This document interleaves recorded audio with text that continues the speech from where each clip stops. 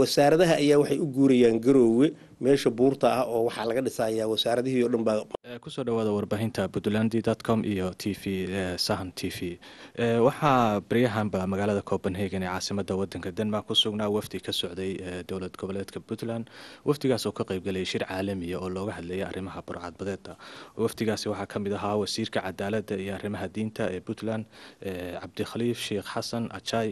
iyo agaasimaha guud ee la dagaalanka burcadbadeedda Cabdirasaaq Ducaysane waxa noo suurto gashay hadda inaan wareysi la yeelano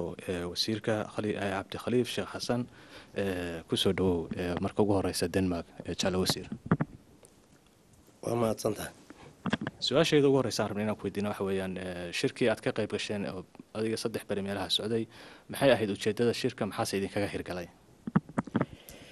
shirka waxaa looga hadlayay arrimaha sharciga burcadbadeedda ee sidii maxkamadda loo saar lahaa iyo arrimahooda sidii loo xallin lahaa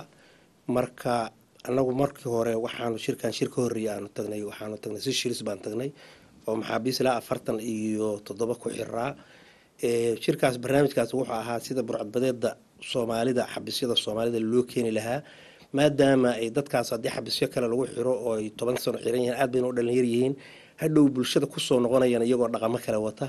marka international community-gana waxaanu ka codsanay madaxweynuhu markii hore uu aqbalay bishii May sanadka hore in xabisyada la keeno Puntland qof kasta oo Soomaali ah oo doonaya halkaan mataqaan in lagu xiro markaas si dhaqan celin loogu sameeyo international community-guna ay xabisyada standardkooda ay hagaajiyaan oo la hagaajiyo si dadkaas wax loo baro dhaqan celin fiican loogu sameeyo oo waliba xataa xabisyada gudahooda laga sameeyo meelo waxbarasho iyo meelo laga shaqeyn karo hadhow isagoo aqoonna wata yacni aan faramareyn xabiska uga soo baxo bulshada hadhow suusan dhibaato uusan ugu geysan jalo wasiir inkastoo aysan weli soo bixin natiijada shirkii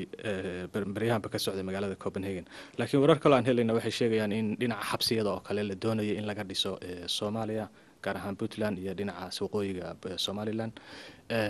warar kale waxaa jira iyagana sheegay in ay damacsan yihiin qoliyaha internationalka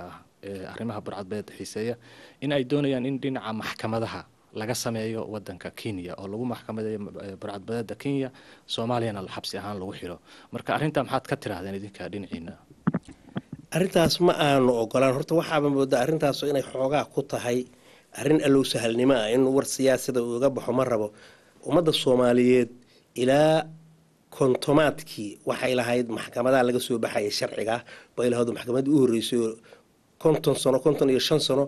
sharciyada ayaa laga soo baxay marka intaas oo lawyerisa iyo intaas oo maxkamadaha ah ayaa jooga maxkamada waa leenahay lawyers waa leenahay yacni sharciyada oo dhan waa noo diyaarsan yihiin xogaa imkaaniyaadka xagga xabisyada ayaa nagu yar maahane yacni cidna baahi uma aanu qabno qaabka loo maxkamadeynayo qaabka dadka lawyerska iyo waxaasoo dhan iyagu marka ha yimaadeen ha arkeen liiskooda iyo dadkii waxay experience-ga inay arkaan marka taa anagu marna ma aanan ogolaan dadka waa in lagu maxkamadeeyaa Soomaaliya gudaheeda wixii kharaj oo la gelinayna iyada in la geliyo weeye laakiin ummad kale inay ka faa'iideysto ma aanu doonayno anagu